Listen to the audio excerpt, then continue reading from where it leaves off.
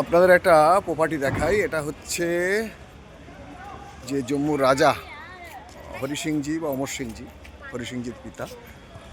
আগের দিন আপনাদের দেখালাম যে ওনাদের বাড়িটা সেটা, আর এটা হচ্ছে অ্যাডমিনিস্ট্রেটিভ যে অফিস ছিল, মানে ওনাদের যে কার্যালয় চলতো। আর এখানে ছিল বিচার ব্যবস্থা, কোর্ট। বিরাট বড় ক্যাম্পাস এরকম বাইরে। এটা গভর্নমেন্ট নিয়ে রিনোভেট হচ্ছে। এই বিশাল ক্যাম্পাসটাই কিন্তু হরি সিংজিদের, এই রাজাদের প্রপার্টি। এটা অসাধারণ সুন্দর।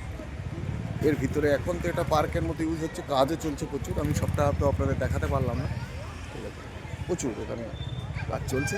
তো এখানে কতগুলো জিনিস আমি আপনাদের দেখাই যেগুলো কি ছিল। চলুন সেটা একটু দেখি। খুব সুন্দর। এখানে যে ফোয়ারাগুলো ছিল তার অংশ দেখাই যে কি ছিল আর কত বড় প্রপার্টি ছিল এখানে, সেটা আপনারা একটা বুঝতে পারেন। এই দেখুন একটা ফোয়ারা, ঠিক আছে। এখন অন্ধকার হয়ে গেছে বলে আমি ঠিক দেখাতে পারলাম না। এইটা হচ্ছে একটা ফোয়ারা, এরকম অনেকগুলো আছে।